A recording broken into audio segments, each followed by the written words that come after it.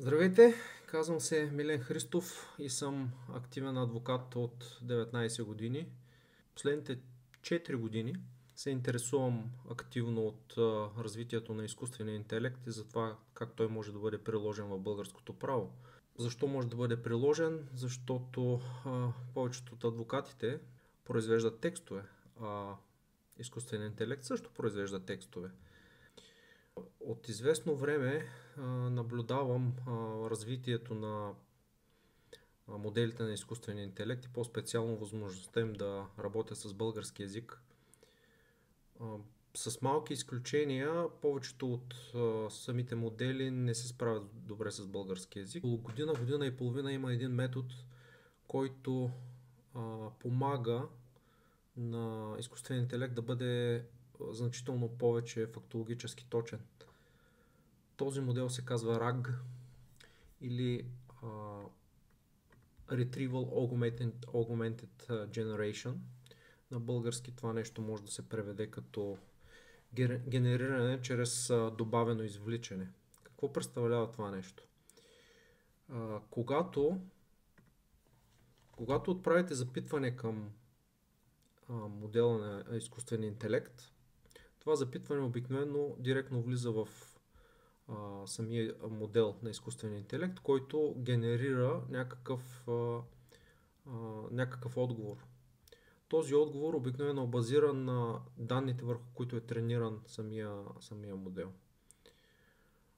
И много често този отговор, специално в юридическите текстове, излиза като някакви халюцинации на несъществуващи съдебни решения, несъществуващи закони или някакъв микс между двете.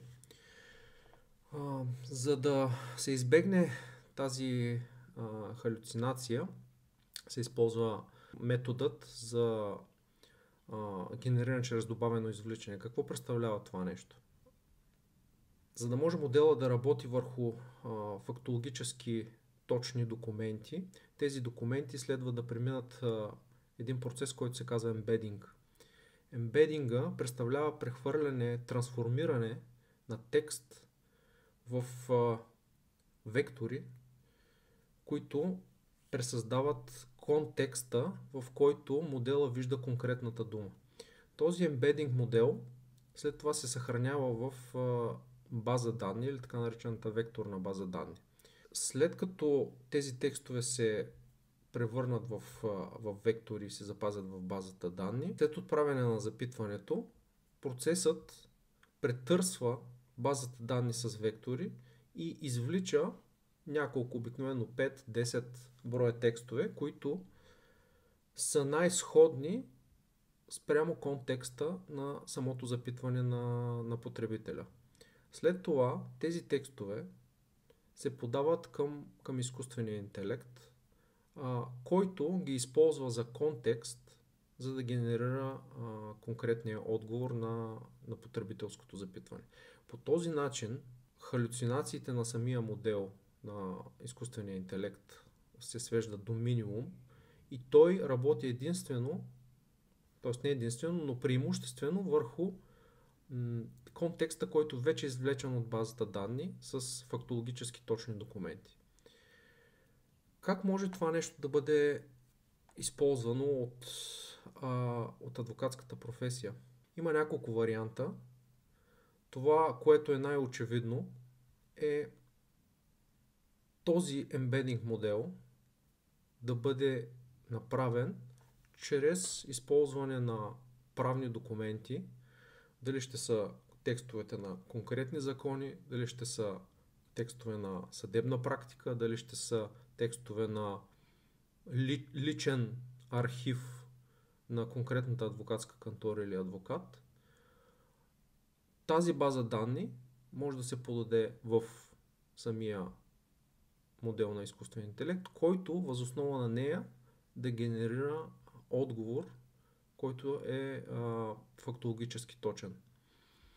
По този начин отговорът, който се получава от изкуствения интелект, е в пъти по-добър от този, който бихте получили, ако директно му подадете запитването.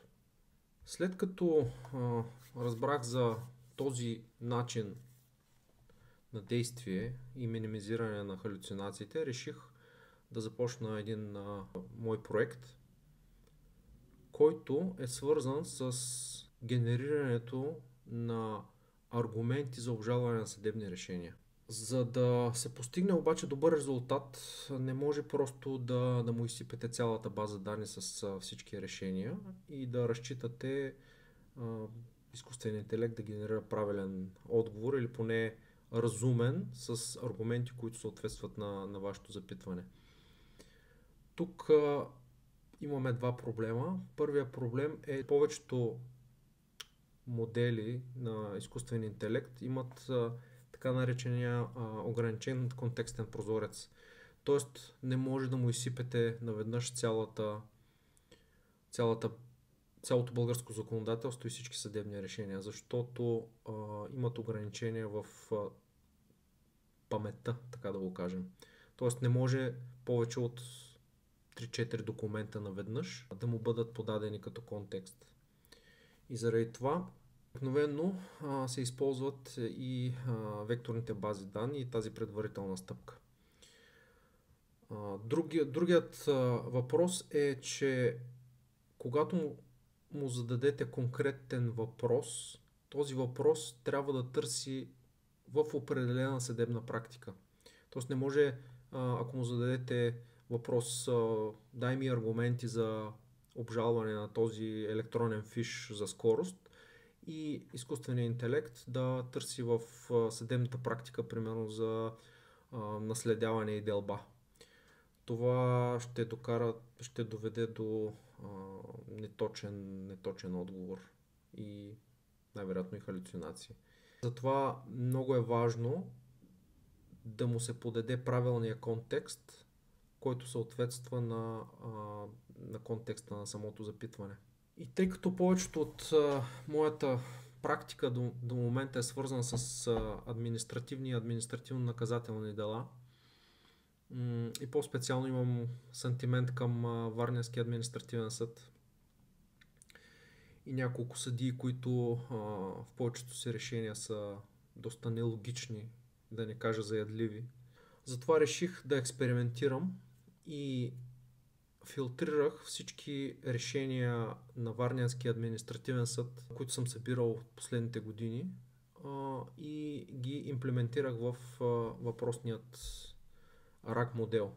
Така че, когато му се подаде решение да кажем, на районния съд и помолим изкуствения интелект да ни направи аргументи, с които да обжалваме въпросното решение, изкуственият интелект използва базата данни на Варненския административен съд, за да извлече аргументи от техните касационни решения, с които да генерира нови аргументи в връзка с въпроса, който ние го питаме, и съдебното решение на районен съд Варна, което ние искаме да обжалваме. В тази връзка съм направил един малък скрипт, който ни вдига един HTTP сервер.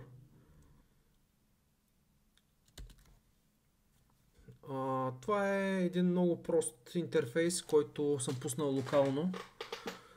В момента не съм подготвен за нещата, затова ще импровизираме. Ще отидем на сайта на районен съд Варна и ще отидем на съдебни актове. Ще изберем решения и някои от административно-наказателните, които в последствие евентуално могат да се обжалват пред административен съд Варна. Добре, днеска няма нищо, но ще дадем примерно от 3 февруари до вчера, да речем. Добре, дайте да видим някакво административно-наказателно. Това е административно-наказателно. Да видим дали е изгубено първо. Така. Добре, така. Да видим самото съдебно решение какво е. отменя наказателно постановление. Това няма да ни ползва, тъй като искаме да намерим решение, което всъщност потвърждава наказателното постановление. Нека да видим някакво друго. Нишикли Тревел. Да, добре. Това са едни от редовните, които обжалват актове на автомобилна администрация. Я да видим какво се случва тук. Потвърждава наказателно постановление. Добре, това ще ни ползва и можем да експериментираме върху него. Нека да видим само фактическия състав какъв е. Установеното приел, че дружеството не съхранява изисканите в автобус книжки, в частност книжка еди коя си, която се отсъществува с състава нарушението по наредба еди коя си. Добре. Значи жалбоподателя не е представил документи, които е трябвало да представи при поискване от автомобилна администрация. Добре, ще вземем цялото това решение и ще го подадем като контекст на модела, който от своя страна ще използва този текст, за да намери най-изходната съдебна практика на Административен съд Варна. Ще я вземе тази практика и ще я подаде обратно към изкуствения интелект, който на базата на нея и на това съдебно решение, което искаме да обжалваме, ще ни генерира аргументи, които би трябвало да са в наша полза и би трябвало да можем да ги използваме успешно при касационно обжалване пред Административен съд Варна. Това са инструкциите, това е контекста. Да видим какво ще измисли изкуственият интелект. Така, добре. Дайте да видим сега какво е измислил. Както виждате тук, вече чрез използване на метода на добавеното генериране, вече при генериране на самите аргументи получаваме и линкове към реални съдебни решения, въз основа на които са формирани конкретните аргументи. Нека да видим има ли някакъв смисъл сега в тия неща. Допуснато е съществено процесуално решение при съставянето на АЛАН, което поручава цялото производство. Актът е съставен в присъствие само на един свидетел. Районният съд приема, че това не е съществено нарушение. С това си становище районният съд се разминава с практиката на ВАС, според която липсата на втори свидетел е съществено процесуално решение, водещо до отмяна на НП. В еди кое си касационно наказателно дело, административно наказателно дело, ВАС Варна. Това не е ВАС Варна, това трябва да е Варненски административен съд. Не знам защо така го съкръщава. Сега, това са пълни глупости в момента, тъй като актовете могат да бъдат съставени само в присъствие на един свидетел. Нека да видим другия. Не е доказано по безспорен начин извършването на нарушението. В обжалваното решение се приема, че дружеството е нарушило наредба еди коя си, като не е представило интербус книжки. Ето тук се вижда вече как изкуственият интелект не халюцинира, а реално извлича факти от предоставения му контекста, т.е. решението, което ние искаме да обжалваме. От фактите по делото обаче е видно, че дружеството е декларирало, че книжките може да се намират в офисите му в Турция или в автобусите. Тази декларация не е опровергана от административно наказващия орган, не е установена по безспорен начин, че дружеството умишлено не е предоставило книжките, нито че те действително са се намирали в офиса му във Варна. Този аргумент всъщност може да бъде ползван. И за да сме сигурни, че всъщност тук референцията е правилна, всъщност системата, която аз съм направил, води до точния такт, който се сваля директно от системата на съдилищата. Така че ако цъкнем тук, ще ни се отвори съдебното решение, което защо не се отваря обаче това съдебно решение? Това колко беше 76-21 76-2021 решение. Дайте да видим дали ще го има Варна, 4 РП. Така. Да, не работи. Ето това е положението на българската система. Не работи. Сега това този акт как да го видим? По никакъв начин не може да го видим този акт. Аз съм го свалял очевидно, защото го цитира. Добре, нека да отидем тогава към следващия параграф. Тук реално може да се ползва този аргумент. Неправилно прието, че случаят не е маловажен. В обжалването на решението се приема, че не е налице занижена степен на обществена опасност. Това становище е неправилно. Липсата на интербус книжки, дори и да е установена по безспорен начин, не представлява нарушение за висока степен на обществена опасност. Още едно цитирано решение на административен съд Варна разглежда в случай, в който е наложено наказание за напускане на местопроизшествието след ПТП. Това нарушение е с много по-висока степен на обществена опасност от непредставянето на интербус книжки. В настоящия случай следва да се приложи 28 ЗАН. Дайте да видим защо обаче е такъв аргумент. Може би при напускането на ПТП са приложили член 28 от ЗАН. Дайте да видим как ще излезе. Така, дайте да видим сега тук.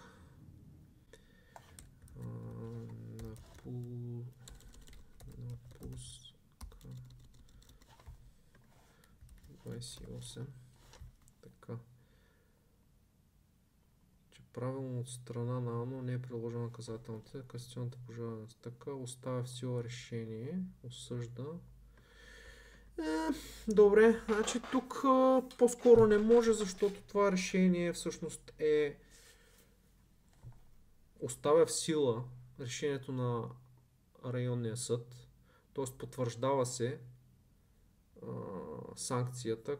Така, основният проблем всъщност на тези аргументи е, че те изглеждат добре, но всъщност на този етап не се съобразяват с това дали касационното решение, решението на по-големия съд всъщност е позитивно за жалбоподателя, първоначалния жалбоподател.